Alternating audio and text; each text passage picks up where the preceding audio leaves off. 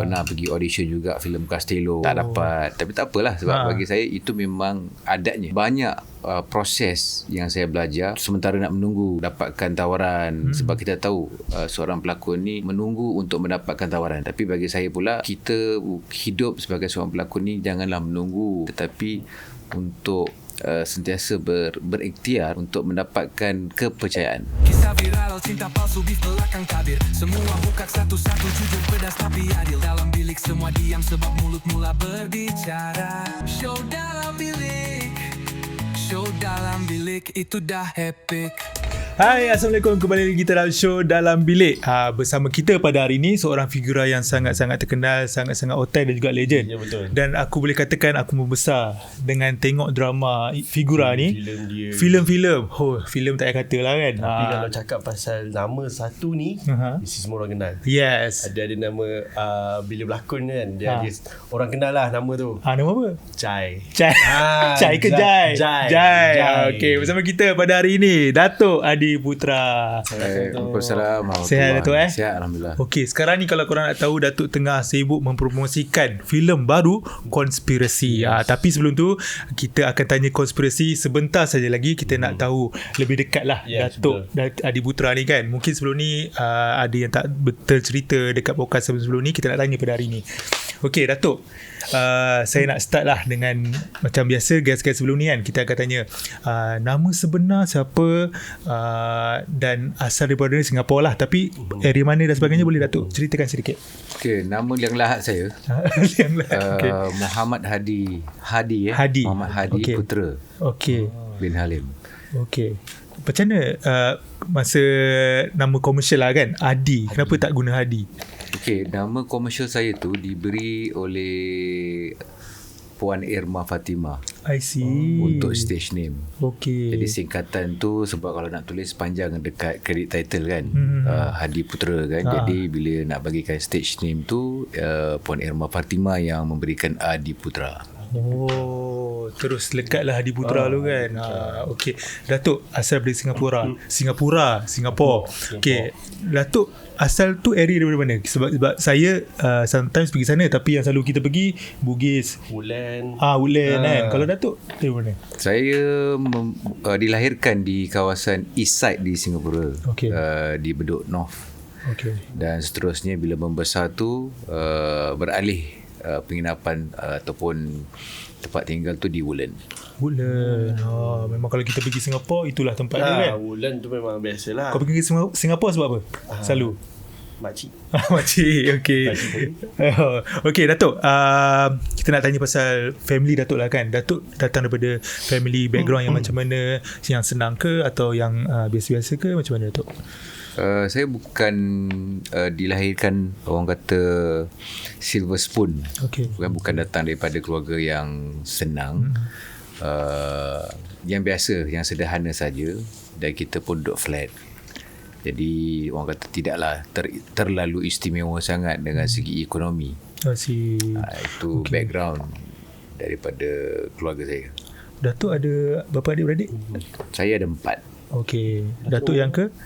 Saya kalau ikutkan memang saya bongsu lelaki lah. Bongsu lelaki. Wow, jadi artis. Yang lain semua bekerja sebagai apa Datuk? Kakak saya ahli perniagaan. Abang saya dalam logistik. Dan saya dan adik saya begitulah. Okey. Datuk seorang je dekat Malaysia. Yang lain dekat Singapura kan macam mana? Saya seorang je bersama isteri yang di Malaysia.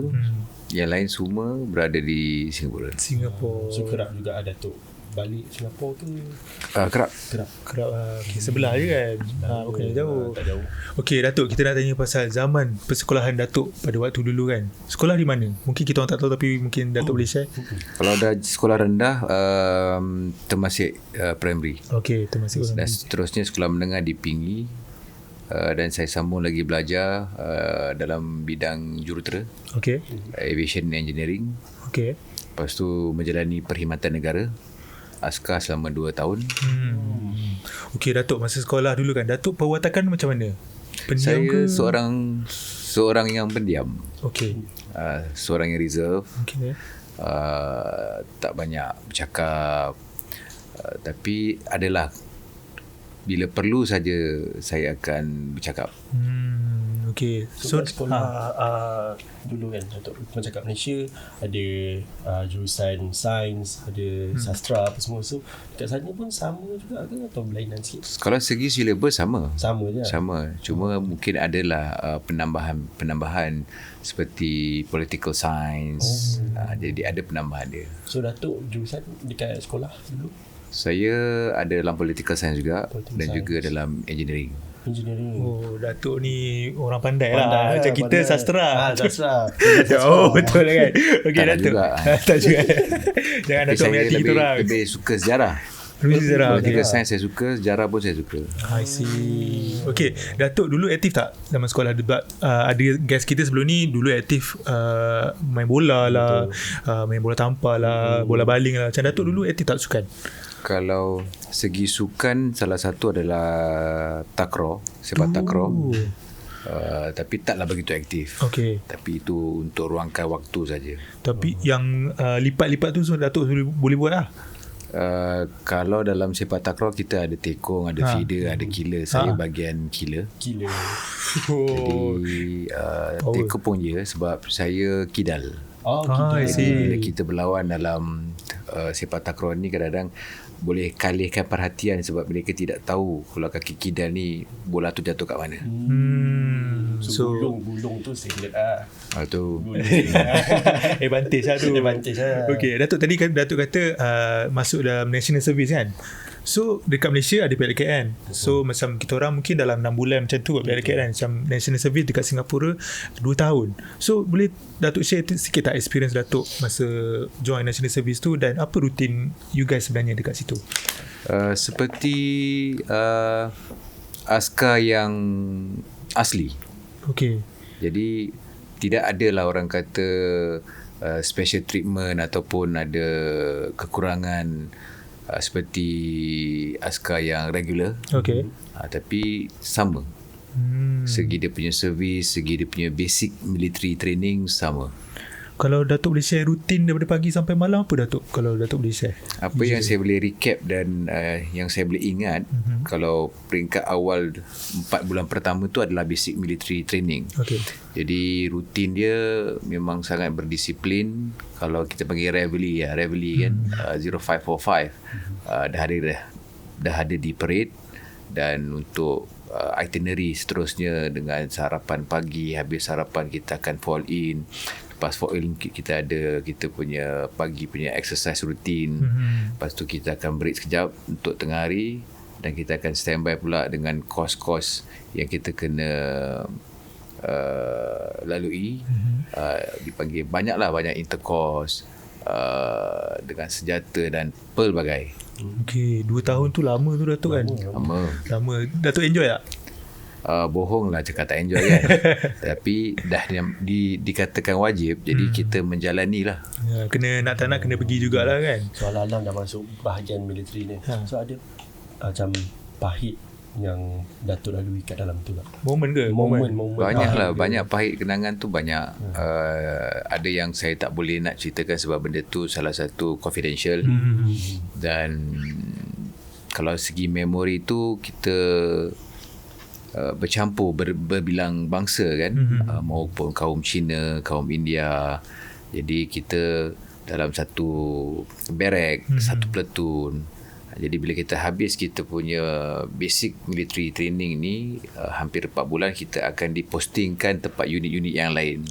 Jadi itu memori yang kita akan ingat. Ingat sampai bila sebab lah. 4 bulan tu jatuh senang sama, menangis sama-sama. Betul. Sebab rindu rumah. Tu salah satu yang boleh saya ingat. Ada tak kawan-kawan Datuk dekat national service tu sampai sekarang Datuk contact lagi? Ada tak? Ada dah lama saya tak contact. Melainkan kalau saya balik terserempak baru kita adakan reunion. I see. Oh, ada reunion juga. Oh, bagus lah. Okay Datuk, kita nak tarik sikit pada zaman sekolah kan. Selalunya murid-murid ni dia ada cita-cita. Contohnya nak jadi doktor, nak jadi pilot kan. Macam Datuk dulu kalau orang tanya nak jadi apa masa besar nanti, Datuk jawab apa? Apa yang saya boleh ingat waktu kecil dulu, of course berlakon ni bukan saya punya angan-angan dan cita-cita, tapi apa yang saya impikan tu saya ingin melaksanakan satu benda yang satu benda ataupun satu perkara yang orang lain belum buat, untuk saya venture. Okay. Itu angan-angan waktu kecil-kecil. Kalau tanya yang lain tu mungkin adalah impian-impian nak jadi bola sepak lah, pemain bola sepak, adalah kan. Tapi saya ni mungkin agak luar biasa sikit lah, luar tabi'i sikit. Okay. Kan, jadi waktu kecil-kecil tu cita-cita tu berlainan daripada kawan-kawan saya. Betul lah tu. So macam di waktu umur yang macam tu dah fikir, boleh katakan fikiran yang matang lah kan. Matang, betul. Okay, Datuk pernah share dulu dekat podcast Common Folks yang Datuk pernah bekerja dekat 7-Eleven, kan. So kenapa Datuk memilih untuk bekerja di waktu umur yang masih muda? Sebab prinsip saya tak suka pinjam duit dengan orang tua. Okay. Meminta. Jadi waktu sekolah tu saya ada buat kerja part time, termasuklah apa yang you dengar. Pernah yang saya kongsikan kerja 7-Eleven dan teman driver hantar pallet dan seterusnya, dan juga car wash. Okay. Untuk keinginan untuk membeli dan membantu orang tua. Selain membantu orang tua tu, kalau yalah sekitar umur 15-16 tahun ni kita masih lagi sekolah. Betul. Tapi saya ambil inisiatif tu untuk bekerja tu untuk duit jajan sendiri. Yalah. Masa tu Datuk beritahu parents untuk bekerja, diorang okey je ke atau mula-mula memang tak diizinkan sebab ayah saya memang fokus untuk saya belajar fokus kepada pelajaran, kan, education. Tapi saya yang sebenarnya kadang-kadang ikut backdoor lah. Saya senyap kerja kan. Sampai saya pernah buat kerja Pizza Hut. Sekarang dipanggil Grab lah. Zaman dulu tak ada. Delivery delivery boy lah. Okay, Datuk tadi kata ambil dalam jurusan engineering kan Datuk, kan, aviation Datuk. Aviation. So boleh ceritakan jenis daripada Datuk decided untuk ambil that course, dan tiba-tiba dan difahami juga Datuk bekerja sebagai lighting man lepas tu kan. So lighting man. So Datuk boleh share sikit lah pasal tu. Sebab masa tu bila saya dah grad, saya dah hantar resume tu kepada Singapore Airlines. Okay. Dan pada ketika dan tahun itu adalah tahun retrenchment. Pembuangan staff-staff kerja di Singapore Airlines. Jadi bila saya sempat untuk temu duga, tetapi bila tahu informasi itu saya tak boleh lah tunggu lama kan. So sementara tu saya carilah kerja-kerja part time yang membuatkan saya apa ada sajalah kerja saya ambil, termasuklah menjadi lighting man di Mediacorp. Cakap pasal lighting man tu kan, saya apa yang saya tahulah, nak buat lighting ni bukan senang kan Datuk kan. Dia macam very technical. Betul. Macam mana Datuk belajar? Ada mata yang macam kita tak nak bagi harsh apa semua. Mungkin ketika saya belajar engineering kot. Sebab kita nak repair enjin kapal terbang ni bukan mudah. Sebab dia cuma ada 2 enjin saja yang boleh diguna, Pratt Whitney dan juga Rolls Royce. Okay. Jadi mungkin daripada situ bila kita buat sebagai lighting man, sangat minimum. Senang lah tu Datuk. Dah belajar yang susah lu. Buat lighting. Berapa tahun Datuk buat lighting man? Dalam setahun 2. And then lepas tu Datuk pursue untuk berlakon, betul? Dia sebabkan umur ni terhad. Jadi benda yang orang kata, saya boleh katakan rezeki mendatang begitu. Jadi sepanjang saya bekerja ni, Sabtu Ahad saya cuti. Okay. Jadi Sabtu Ahad pula saya dipanggil lah oleh kawan saya, sebab kita kerja Mediacorp rangkaian banyak kan. Ada Chinese drama, Malay drama. Jadi salah seorang pengarah tu dia memang orang kata kawan, untuk bantu beliau tu sebuah drama jadi ekstra. Jadi saya kata bolehlah, kalau nak jadi ekstra janji bayar. Dibayar lah. Masa tu Datuk ingat tak berapa bayaran Datuk semasa jadi ekstra tu? Masa itu dalam untuk hari weekend lah, Sabtu Ahad, sehari tu dapatlah $20. $20 zaman itu. Okay. Janji saya cakap dengan dia lepas minyak motor. Janji boleh survive je lah tu kan. Okay, faham. Dan masa tu gaji saya bulanan lepas potong, kalau di sini panggil EPF, dalam 1,100.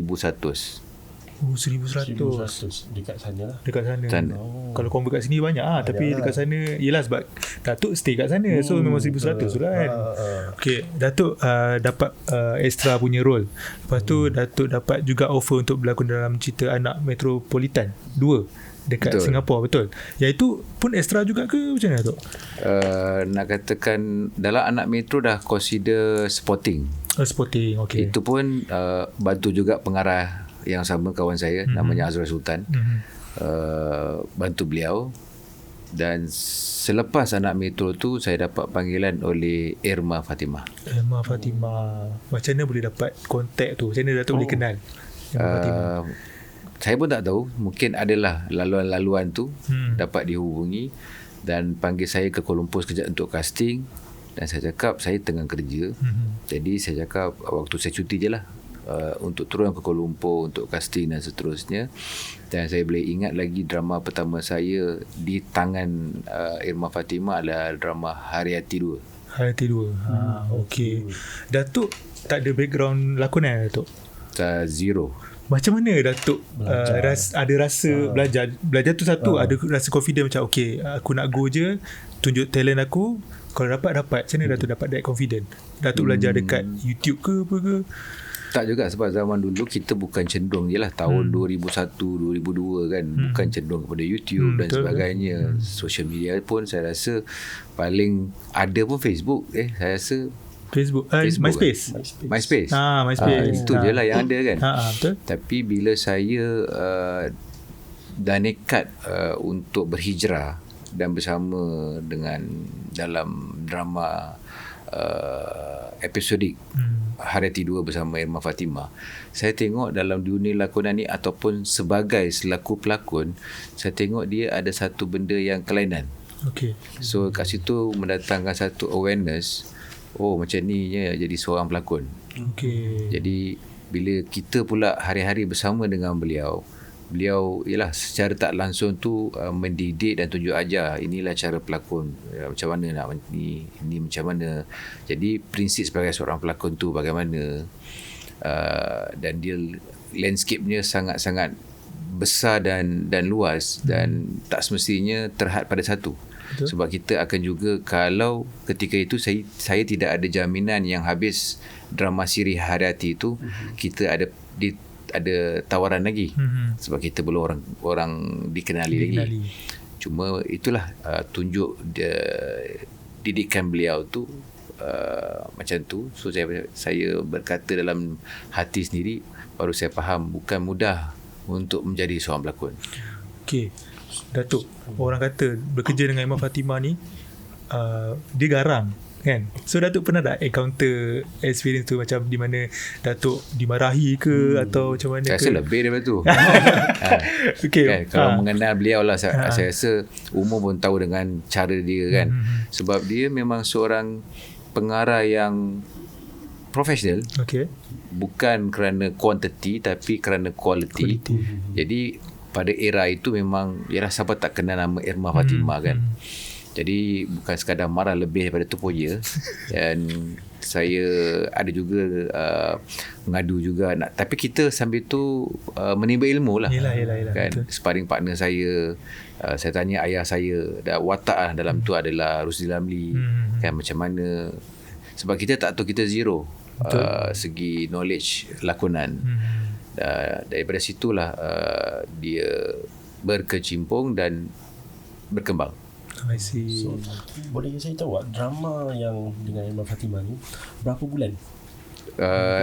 Apa yang saya boleh ingat 3 bulan. 3 bulan. 3 bulan untuk 26 episod. Umur Datuk ada tu berapa? Lingkungan kalau tak silap saya 21 Datuk. 21, 22 pertengahan tu. So macam mana nak bagi tahu family macam ayah, saya dapat drama dekat KL tapi negara jiran lah. So macam mana? Memang ayah saya bertentang, arwah ibu saya pun tak bagi. Tapi yalah, saya mengambil satu risiko yang besar kan, sebab kita kerja. Betul. Jadi dengan tidak ada jaminannya, kalau habis 3 bulan ni, mana habis balik tak ada kerja lah. Yelah, dia memang bertentang. Risky lah kan. Cuma saya cakap bagi saya restu dan doa dan saya bertekad kalau saya dah berkecimpung betul dekat ini sumber pencarian rezeki saya tidak akan berpatah balik ataupun mengundur. Maknanya saya nak maju dan nak mara ke depan kalau benar-benar sebagai seorang pelakon. Datuk, let's say lah Datuk kan, pada ketika itulah senario dia macam Datuk dah shoot 3 bulan, then after that mungkin terhenti di situ. Apa plan Datuk? Ada backup plan ke apa ke? Okay, semasa 3 bulan apa yang saya boleh ingat, bila kita bercampur dengan rakan-rakan artis yang lain, tenaga produksi, jadi saya adalah buat sedikit inisiatif untuk buat resume saya sendiri, dan dalam kalangan 3 bulan itu mendapatkan kontak-kontak untuk hantar resume ni kepada setiap producer yang ada. Salah satu Scope Production, Metro Wealth dan sebagainya. Cakap pasal tu Datuk kan, Datuk pernah share juga umur 21 tahun pindah ke KL, lepas tu pernah tidur di surau, lepas tu di rumah Cik Lan. Macam mana Datuk boleh kenal Cik Lan tu? Saya kenal Cik Lan sebab kita pun satu negara kan. Itu antara satu kenalan. Sama juga bila tidak ada penginapan, kan habis 3 bulan tu kita tidak ada penginapan, jadi sementara tu tidurlah surau dulu. Sepanjang 6 bulan ke 8 bulan macam tu. Lama 6 bulan. Berpindah-pindah ke atau memang stick satu surau. Dekat mana? Dekat Kelanggit. Ni Datuk, Cik Lan kan karakter dia kan memang orang tahu dia sebagai seorang yang funny kan. Macam kalau Datuk memang kenal Cik Lan tu sendiri, macam mana karakter dia sebenarnya? Dia sebenarnya seorang yang baik. Walaupun di luar itu mungkin orang nampak dia huha-huha apa sebagainya, sebab dia seorang performer kan. Tapi dia seorang yang baik lah bagi saya. Yelah, nampak mungkin apa yang dia portray tu mungkin itulah dia kan. Memang itulah dia. Okey, Datuk, lepas berlakon dengan Imam Fatimah 3 bulan tu, lepas tu apa?